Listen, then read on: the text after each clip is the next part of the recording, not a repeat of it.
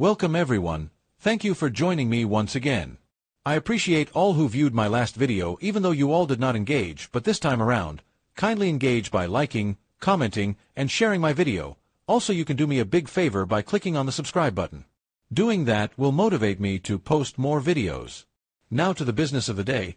This video is a brief webinar that my team members did for prospectus entrepreneurs. The topic centers around innovation, how they can incorporate innovation into their business, because being a business owner is not enough. One has to be innovative to be able to compete in the market space. You will meet my team members later in the video. In this webinar, I spoke on innovative companies and their strategies. Do not let me bore you with too much talk. Let us dive quickly into the video. Hello everyone, and welcome to our webinar. We are excited to have you join us because this presentation was put together with you in mind.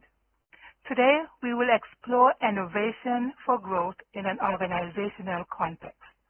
But before we dive in, I want to remind you of something important. Innovation doesn't exist without entrepreneurs like you. Yes, you are the driving force behind new ideas, solutions, and progress. I have the privilege of working with an amazing team. We have Aisha, Davoud, Mohammed, Peter, and Raymond, and you will hear from them shortly. If you have any questions throughout this session, feel free to drop them in the chat. We will do our best to answer them as we go along. So what is innovation? Some of you may already be familiar with the term. If so, give me a thumbs up. I came across a definition that really captures its essence. It reads, innovation is the ability to apply creative solutions to problems and opportunities to enhance or enrich people's lives. But how does innovation actually work? Well, two professors from Exeter University in England, John Besant and Joe Tidd, developed a framework known as the 4 Ps of innovation. They explain that innovation can take 4 different directions. The first P being paradigm innovation, also called the mental model. This is about changing the way we think or redefine an industry. For example, when Henry Ford introduced the idea of mass-producing cars, it completely transformed the transportation industry. His approach changed the way cars were made and how people access them. This is paradigm innovation. The second P is product innovation. This involves creating a new product or improving an existing one. For instance, think about how televisions have evolved. We moved from bulky box-style TVs to sleek, flat-screen TVs. You know what I mean. This didn't just improve the look, but also the user experience. Then we have process innovation. This focuses on improving how something is done, making it faster, more efficient, or more convenient. For example, imagine reducing customer service response time from 5 working days to 3. This is process innovation, delivering the same service but better and faster. And the last P is position innovation. This is about changing how a product or service is introduced to the market or presenting it in a new way. But my colleague Mohammed will explain more in an example later on. From these examples, you can see that innovation can range from incremental or radical. Now that we understand the different types of innovation, let's talk about how organizations can identify and exploit innovation opportunities. For that, I'll hand over to Aisha.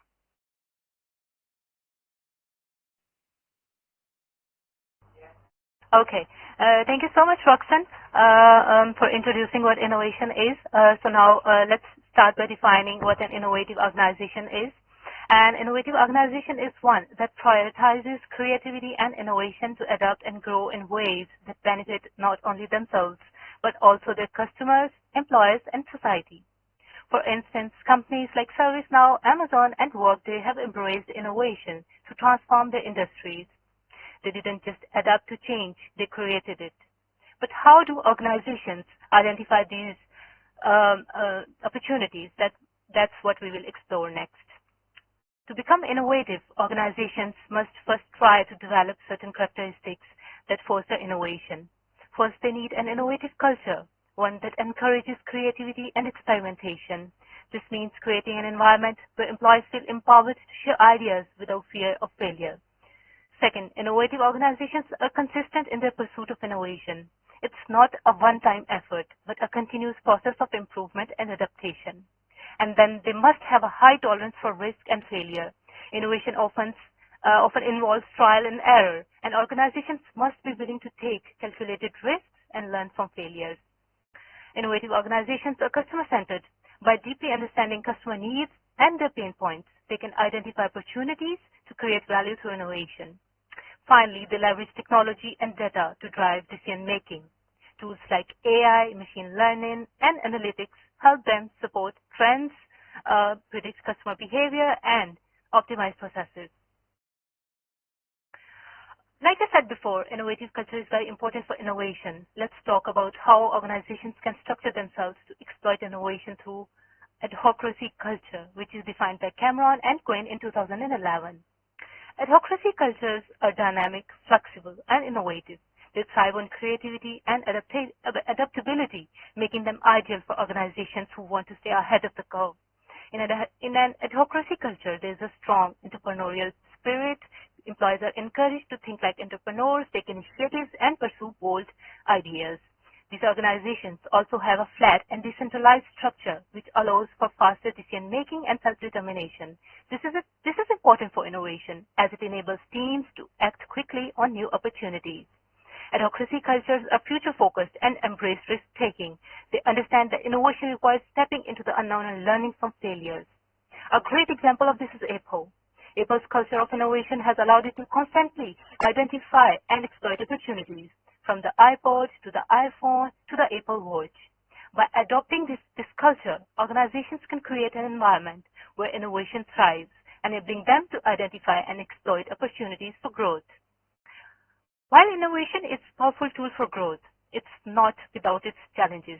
To dive deeper into this, I will now hand it over to Dawood, who will discuss the pitfalls and problems of innovation and how organizations can navigate them effectively. So over to you, Dawood. Thank you, Aisha. When it comes to innovation, organizations often face several barriers that can slow down progress. Let's go over the most common challenges. First, we have resistant change. People naturally prefer to stick to what they know and are often afraid or reluctant to embrace new ideas. This can be a major obstacle for innovation. Next, there's the issue of lack of resources and funding. Innovation requires investment, whether it's time or money or tools, and not all organizations have enough of these to support their innovation ideas. In addition, there's limited access to talent and expertise. Sometimes the right people with the necessary skills just aren't available, which makes it difficult to bring new ideas to life. Another common barrier is unrealistic expectations and timelines. Many expect fast results from innovation, but in reality, innovation takes time, patience, and sometimes trial and error. Finally, we have lack of clarity and alignment. If teams and organizations aren't aligned on their goals or don't clearly understand the purpose of the innovation, progress can be slowed or even delayed. Now, let's talk about how to overcome these challenges. There are several practical strategies that organizations can adopt. First, it's important to encourage open communication and collaboration. By fostering regular idea sharing and feedback across the teams, you create an environment where everyone feels involved in the innovation process. In addition, organizations should promote a growth mindset. This means encouraging people to view challenges as opportunities for growth and improvement, rather than as a roadblocks. Another key strategy is to celebrate failure as a learning opportunity. Instead of punishing mistakes, organizations should treat failure as a chance to learn and improve process or ideas. It's also essential to involve teams in the innovation process. When employees feel like they are part of the decision-making process, they are more likely to be motivated and supportive of new ideas. And finally, provide leadership and support. Leaders play a crucial role in guiding innovation, making sure the right resources are available, and showing that they back innovation efforts. By implementing these strategies, organizations can break through the barriers to innovation and create a culture that supports continuous improvement. Now I'll hand it over to my teammate, Mohammed Azan, who will explain more about disruptive innovation. Thank you, Dawood. Today I will discuss disruptive innovation, a concept introduced by Harvard professor Clayton Christensen in the Innovator's Dilemma. So, what is disruptive innovation? According to Christensen, disruptive innovation occurs while a small company introduces a basic product or service targeting a niche market. Over time, as the product improves and attracts more customers, it starts competing with and even surpassing well-established companies. So, how does this disruptive innovation work? According to Christensen, disruption typically follows a pattern. First, a small company enters a niche market with a basic product, then the product improves over time, attracting a wider audience. In the meantime, established companies initially overlook the new product, focusing on their existing business model. Eventually, the new product becomes good enough for the mainstream market and challenges larger businesses. One of the best examples of disruptive innovation is Airbnb. Airbnb started with a simple idea, renting out extra spaces in people's homes. At first, it catered to budget-conscious travelers looking for affordable lodging. Over time, Airbnb improved its platform, expanded its offering, and built trust among customers. Meanwhile, hotels continued focusing on traditional accommodation, not considering Airbnb a direct competitor. Eventually, Airbnb became a dominant force in the travel and hospitality industry, reshaping the way people find and book accommodation. Thank you for listening. Now Peter will talk about sustainability and ethics. Thank you, Azam. I'm going to talk about sustainability and ethics, and it's important to innovation. Sustainability in innovation refers to finding innovative ways of solving problems, while ethics involves principles and morals that guide human behavior to development. New entrepreneurs can use sustainability and ethics in innovation as a tool for growth in so many areas, be it in production, services, and businesses. As a new entrepreneur, engaging into the following concepts will serve as a catalyst to your sustainable innovation and ethics. Firstly, manufacturing and supply chain. It optimizes the use of raw materials and energy to minimize waste and reduce production costs, and also collaborate with suppliers to ensure they adhere to environmental and social responsibilities. Secondly, ethical sourcing, which involves setting standards, policies, conducting due diligence on suppliers. It enhances brand reputation and aligns businesses and sustainability and ethics. It also integrates moral principles into procurement processes and promoting and respecting human rights. Finance, which serves as a catalyst for promoting innovation. Sustainability and ethics by strategically responsible business practices.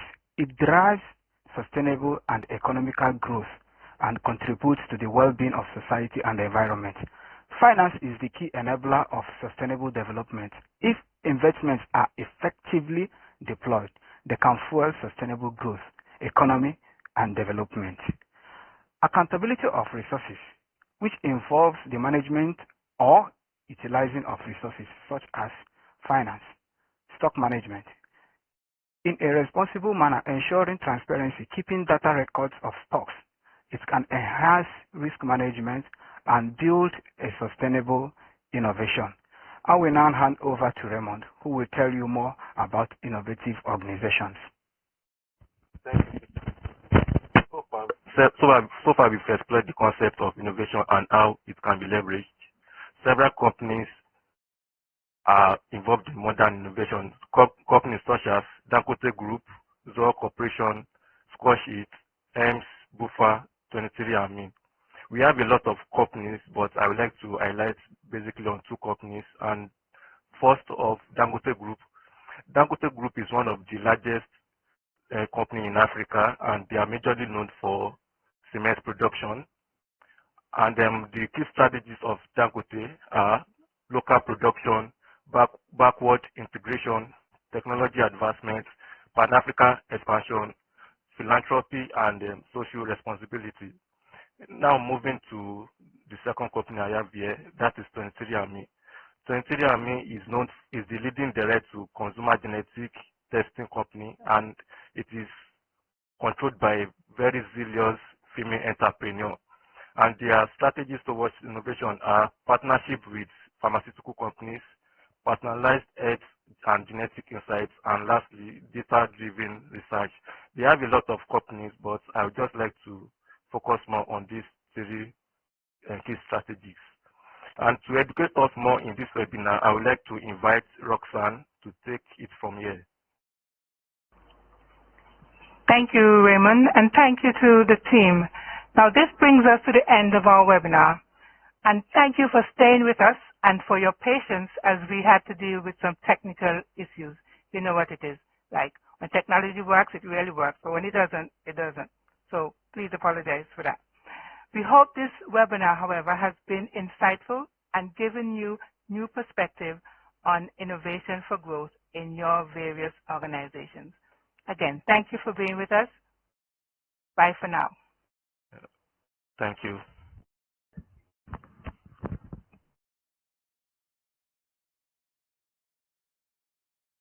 Welcome back. It was an educative video, right? This was how the team members prepared hard for the webinar.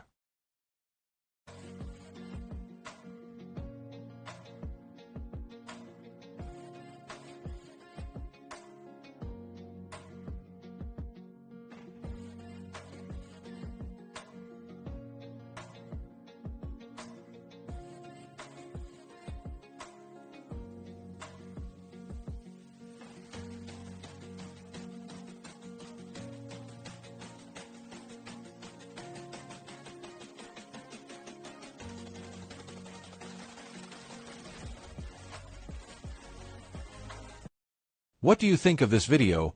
Kindly drop your feedback in the comments section. Do not forget to like, share, subscribe, and turn on the notification. I enjoyed working on this video. Thanks once again for viewing this educative video with me. Stay tuned for the next video. Catch you some other time. Bye for now.